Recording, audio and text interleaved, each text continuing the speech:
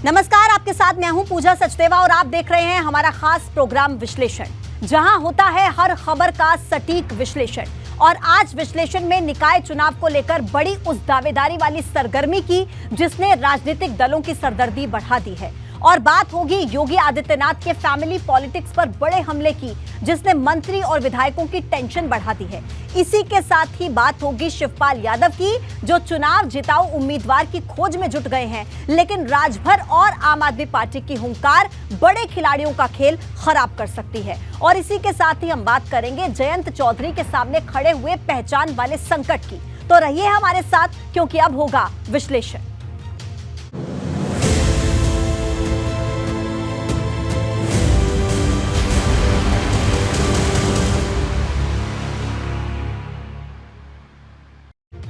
तो चलिए विश्लेषण में सबसे पहले बात टिकट के लिए मारामारी, पार्टी दफ्तरों के बाहर भीड़ भारी।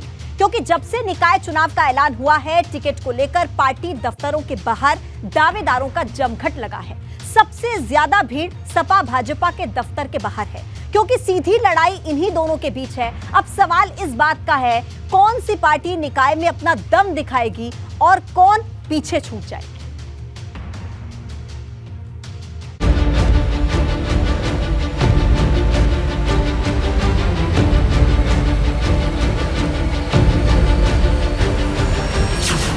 के लिए मारामारी, सबकी अपनी अपनी दावेदारी। राजनीतिक दलों के सामने स्थिति विकट, किसे मिलेगा टिकट। जहां एक तरफ निकाय चुनाव को लेकर सियासी सरगर्मी तेज है, तो वहीं टिकट पाने को लेकर दावेदारों में होड़ मच गई है।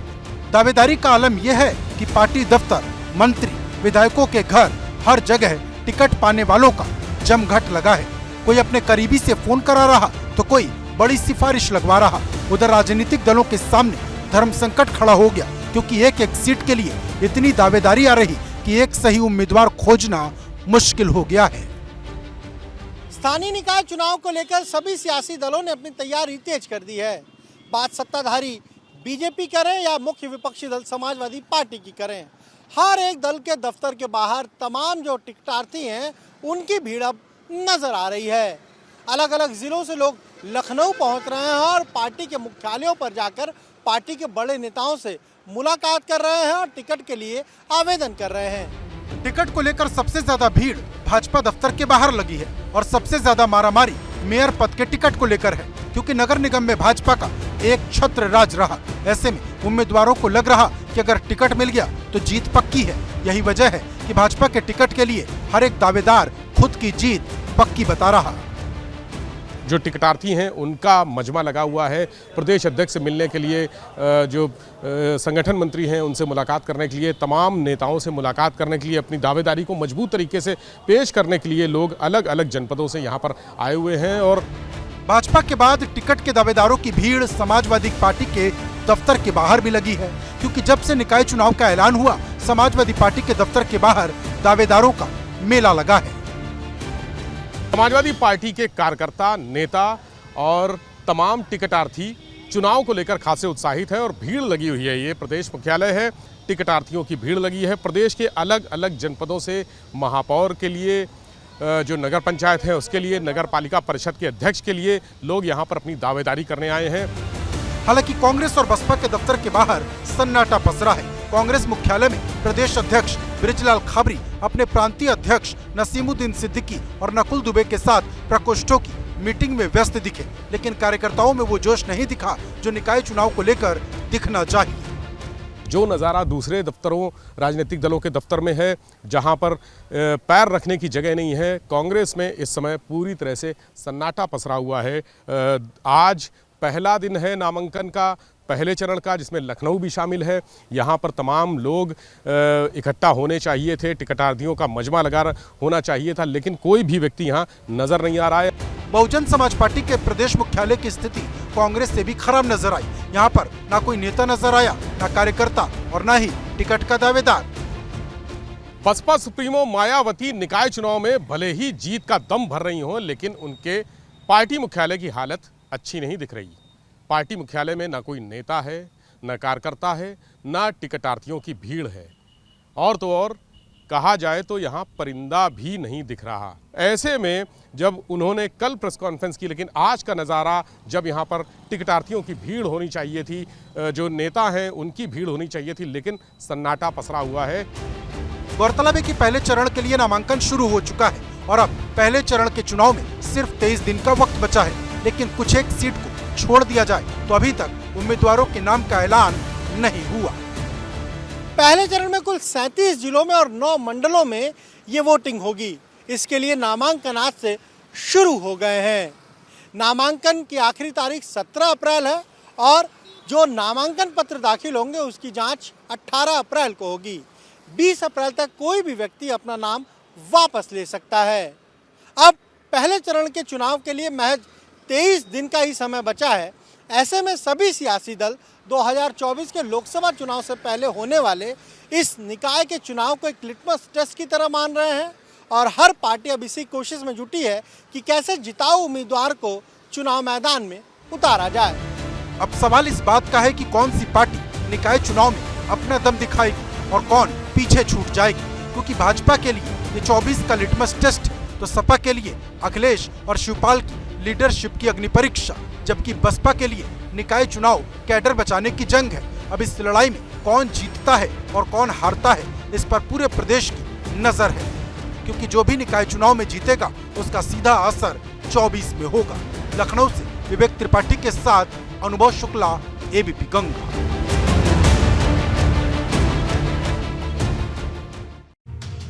और अब बात फैमिली पैक पर सीएम योगी की नसीहत की, क्योंकि निकाय चुनाव में नेता अपने रिश्तेदार को टिकट दिलाने की सिफारिश लगा रहे हैं, लेकिन मुख्यमंत्री योगी ने साफ कर दिया कि भाजपा किसी भी मंत्री, सांसद या विधायक के रिश्तेदार को टिकट नहीं देगी। अब सवाल इस बात का है कि जो फैसला मुख्यमंत्री योगी आदित्यनाथ ने किया है, क्या दूसरे राजनीतिक दल उससे कोई सीख लेंगे?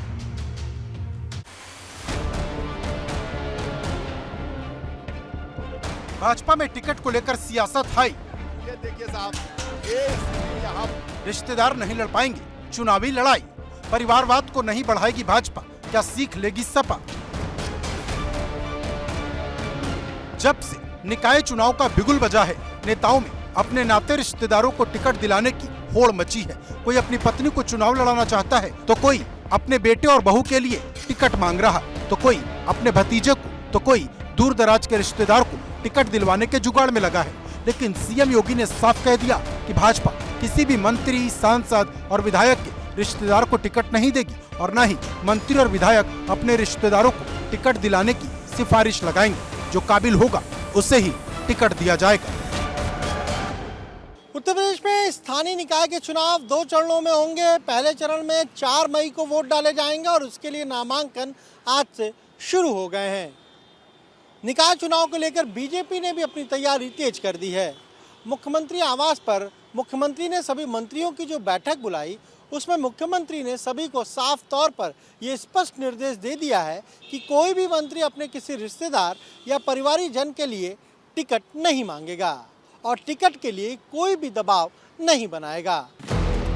सीएम योगी का यह ऐलान ऐसे वक्त में सामने आया जब तमाम राजनीतिक दलों में नेता अपने नाते रिश्तेदारों को टिकट दिलाने के लिए न सिर्फ दबाव डाल रहे बल्कि मना करने पर नाराजगी तक दिखा रहे। ऐसा ही एक धर्म संकट समाजवादी पार्टी के सामने मेरठ सीट को लेकर है, जहां सपा विधायक अतुल प्रधान और विधायक हाजी रफीक अंसारी दोनों अपनी अपनी पत्नी को महापौर का टिकट दिलाने की कोशिश कर रहे हैं। ऐसे में सवाल बड़ा है कि जो बात सीएम योगी ने कही, क्या वो अखिलेश यादव भी कह पाएंगे? क्योंकि भाजपा ने साफ कर दिया कि वो परिवारवाद को बढ़ावा नहीं देगी बल्कि काबिल और जिताऊ उम्मीदवार को मौका देगी। साथ ही साथ मुख्यमंत्री ने उस बैठक में ये भी कहा कि पार्टी को जिताऊ उम्मीदवार इस चुनाव में उतारने हैं। वहीं मंत्रियों को ये भी कहा गया है कि वो जिस जिले के प्रभारी हैं उसके अलावा भी उन्हें दूसरे जिलों में भी प्रवास करना पड़ सकता है। वहीं पार्टी के प्रदेश अध्यक्ष भूपेंद्र चौधरी का भी साफ तौर पर कहना है कि बीजेपी हमेशा से परिवारवाद के खिलाफ रही है और ऐसे में किसी भी सांसद, विधायक या मंत्री के परिवारजन को टिकट नहीं देगी पार्टी। भाजपा ने जहां एक तरफ नेताओं के रिश्तेदारों को टिकट न देने का फैसला किया, वहीं परफॉर्मेंस को आधार बताते हुए अपने 80% मेयर के टिकट काटने की हिंट भी दे दी। मतलब जिनका प्रदर्शन अच्छा होगा वही चुनाव लड़ेगा। गौरतलब है कि 2017 के निकाय चुनाव में 16 में से 14 नगर निगम भाजपा ने जीते थे। भाजपा इस बार भी अपने ट्रैक रिकॉर्ड को बरकरार रखना चाहती है। इसीलिए 9 केंद्रीय मंत्रियों और 30 से ज्यादा कैबिनेट और राज्य मंत्रियों को निकाय चुनाव का जिम्मा सौंपा गया है। संगठन और सरकार में कहीं भी किसी भी तरह का गैप ना आए, इसलिए एक एक जिले की जिम्मेदारी 2-2 मंत्रियों को दी गई है। पहला प्रभारी मंत्री जिसे सरकार ने नियुक्त किया है और दूसरा मंत्री जिसे संगठन ने नियुक्त किया है। मतलब एकदम साफ है कि भाजपा ने 2024 में अपने लिए जो 80 सीट का टारगेट सेट किया है, उसका पूरा ट्रायल निकाय चुनाव के जरिए भाजपा कर लेना चाहती है, ताकि चुनाव के वक्त कोई कमी न रह जाए। लखनऊ से अनुभव शुक्ला, एबीपी गंगा। और चलिए अब बात जिताऊ उम्मीदवार की खोज में जुटे शिवपाल। लौट के आएगा नेताजी वाला काल, क्योंकि ये पहला चुनाव है जो अखिलेश और शिवपाल की लीडरशिप में होना है। सपा को उम्मीद है कि रणनीति बनाने में माहिर शिवपाल अखिलेश के लिए भी वही भूमिका निभाएंगे जो मुलायम सिंह यादव के लिए निभाते थे। लेकिन बड़ा सवाल यह है कि क्या शिवपाल नगर निगम में सपा का खाता खुलवा पाएंगे?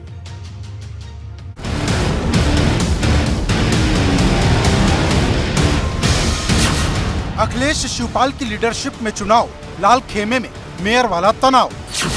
जिताऊ उम्मीदवार की खोज में जुटे शिवपाल, लौट के आएगा सपा का पुराना काल। देश का सबसे बड़ा सूबा फिर एक बार चुनाव की कसौटी पर खड़ा है। फिर एक बार यूपी का पारा चढ़ा है, क्योंकि निकाय चुनाव को लेकर जहां सभी राजनीतिक दलों ने अपनी ताकत झोंक दी है, लेकिन सवाल बड़ा यह है कि क्या निकाय चुनाव के इस युद्ध में समाजवादी पार्टी भाजपा को टक्कर दे पाएगी। ये सवाल इसलिए भी बड़ा है क्योंकि इस बार का निकाय चुनाव शिवपाल यादव और अखिलेश यादव की लीडरशिप में होने वाला है। सपा को उम्मीद है कि रणनीति बनाने में माहिर शिवपाल वही भूमिका निभाएंगे जो मुलायम सिंह यादव के लिए निभाया करते थे। यही वजह है कि टिकट को लेकर दावेदारों का जमघट जितना अखिलेश यादव के दफ्तर के बाहर है, उतना ही शिवपाल यादव के दफ्तर के बाहर भी लोगों को उम्मीद है कि शिवपाल की सिफारिश से उनका भला हो सकता है।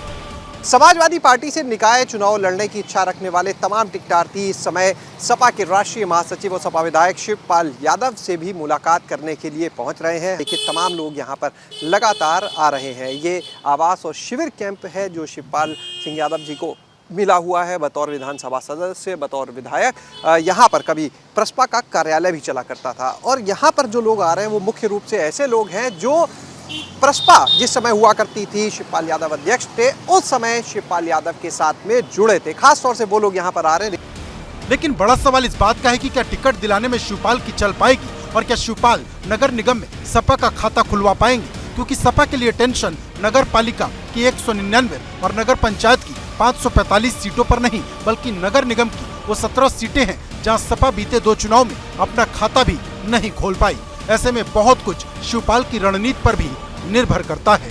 यहाँ पर आप देख सकते हैं तमाम वो लोग हैं जो इस समय आए हुए हैं शिवपाल यादव जी से मुलाकात करने। ऐसे ही तमाम लोग अंदर मौजूद हैं जो आप कार्यालय के सामने गाड़ियों की लंबी सी कतार देख रहे हैं। तो हम आपको बता दें कि इन गाड़ियों पर जो झंडे लगे हैं आप देख सकते हैं, ये समाजवादी पार्टी के। और यहाँ पर सुबह से लेके और रात तक, जब से निकाय चुनाव की खास तौर से घोषणा हुई, ऐलान हुआ, उसके बाद से इसी तरह की कतार लग रही है। और शिवपाल यादव जो हैं वो भी लगातार यहाँ पर अपनी पार्टी के तमाम कार्यकर्ताओं से मुलाकात कर रहे हैं, उनका जो बायोडाटा है वो ले रहे हैं और आगे इसके ऊपर चर्चा की जाएगी सपा अध्यक्ष अखिलेश यादव के साथ। मतलब सीधा है, निकाय का ये चुनाव जहां तमाम राजनीतिक दलों के लिए 24 का सेमीफाइनल है, तो सपा के लिए करो या मरो का सवाल, क्योंकि अखिलेश यादव और शिवपाल की लीडरशिप में कितना दम है और 24 में सपा भाजपा को कितनी टक्कर दे पाएगी, इसका बड़ा फैसला निकाय चुनाव से ही हो जाएगा। लखनऊ से शैलेश अरोड़ा, एबीपी गंगा। और अब बात हैंडपंप पर टेंशन में जयंत, बिना सिंबल कैसे होगी भिड़ंत, क्योंकि चुनाव आयोग ने रालोद का राज्य स्तर वाला दर्जा खत्म कर दिया है। अब जयंत को इस बात की टेंशन खाई जा रही है कि अगर निकाय चुनाव में उन्हें हैंडपंप का सिंबल नहीं मिला तो क्या होगा, क्योंकि रालोद के लिए हैंडपंप ही उसकी पहचान है।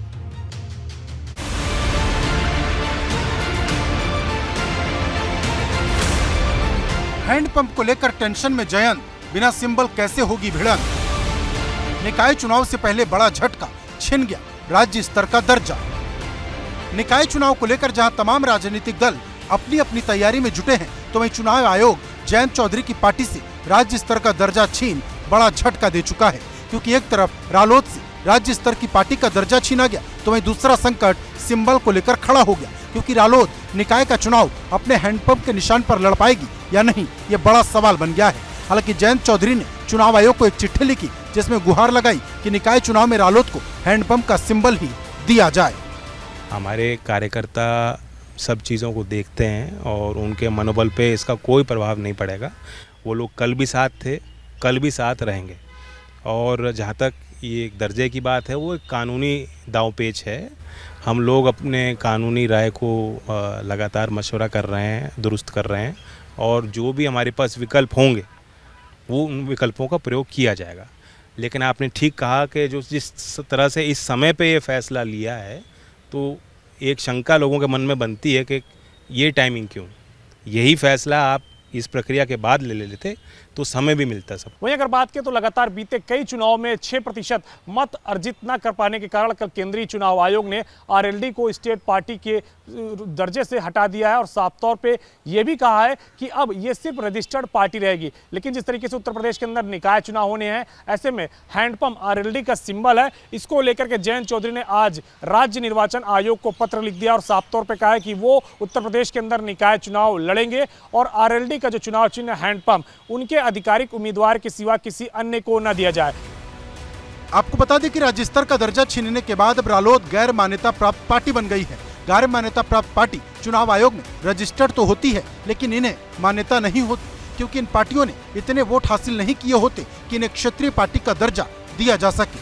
देश की ऐसी करीब 2796 पार्टियां हैं, लेकिन रालोद को यह झटका ऐसे समय में लगा जब निकाय चुनाव का ऐलान हो चुका है। ऐसे में सवाल यह है कि अगर चुनाव आयोग ने रालोद को हैंडपंप का सिंबल नहीं दिया तो पार्टी के पास पहचान का संकट गहरा जाएगा, क्योंकि पश्चिमी यूपी में पार्टी के पास जो भी जनाधार है वो रालोद को हैंडपंप के रूप में ही जानते हैं। ऐसे में अगर हैंडपंप की जगह दूसरा सिंबल मिला तो पार्टी को बड़ा नुकसान होगा, जिसका एक बड़ा असर कहीं न कहीं समाजवादी पार्टी पर भी दिखेगा, क्योंकि सपा का रालोद से गठबंधन है। पिछले साल खतौली में दोनों ने मिलकर उपचुनाव लड़ा था, जहां भाजपा को हराकर पश्चिम का मिजाज बदल दिया था।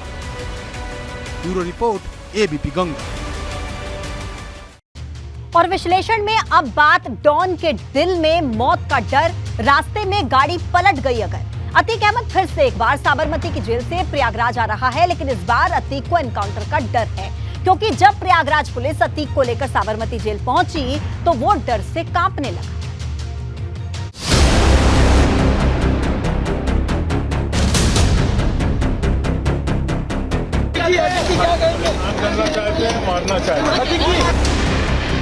डॉन के दिल में मौत का डर, गाड़ी पलट गई अगर।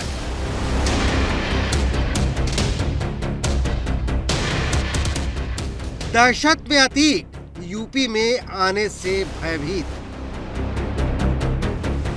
16 दिनों में ये दूसरी बार है जब माफिया अतीक अहमद एक बार फिर साबरमती जेल से प्रयागराज ले जाया जा रहा है। प्रयागराज पुलिस उन्हीं गाड़ियों में अतीक को लेकर आ रही है जिसमें पिछली बार लेकर आई थी, लेकिन इस बार अतीक इतना भयभीत है कि उसे अपनी मौत का डर सता रहा है। क्या कहेंगे, दोबारा से ले जा रहे हैं? ये ले जा रहे हैं, सही नहीं है। क्या कहेंगे? मारना चाहिए। आपको तो उमेश पाल के लेके जा रहे हैं। नहीं, उमेश पाल के हफ्ते में तो वीडियो कॉन्फ्रेंसिंग हो सकती थी, और वीडियो कॉन्फ्रेंसिंग के लिए सुप्रीम कोर्ट ने कहा है। गौरतलब है कि जैसे ही प्रयागराज पुलिस अतीक को लेने साबरमती जेल पहुंची, अतीक डर से कांपने लगा। अतीक को डर है कि कहीं उसका एनकाउंटर न कर दिया जाए। अतीक अहमद को इस बार काफी सुरक्षा व्यवस्था के बीच लाया जा रहा है। पुलिस वैन में सीसीटीवी कैमरे लगे हुए हैं। उसे बायोमेट्रिक लॉक वाले पुलिस वैन में रखा गया है, जिसका एक्सेस कुछ ही पुलिसकर्मियों को दिया गया है। इसके साथ ही पुलिसकर्मियों को बॉडी वॉर्न कैमरा पहनाया गया है। कई जवान बुलेट प्रूफ जैकेट पहनकर मुस्तैद हैं। पिछली बार अतीक को उमेश पाल अपहरण कांड में पेशी के लिए प्रयागराज लाया गया था। तब एमपी एमएलए कोर्ट ने उसे उम्र कैद की सजा सुनाई थी। अब अतीक पर उमेश पाल मर्डर केस में भी शिकंजा कसना शुरू हो चुका है। Bureau report, ABP Ganga.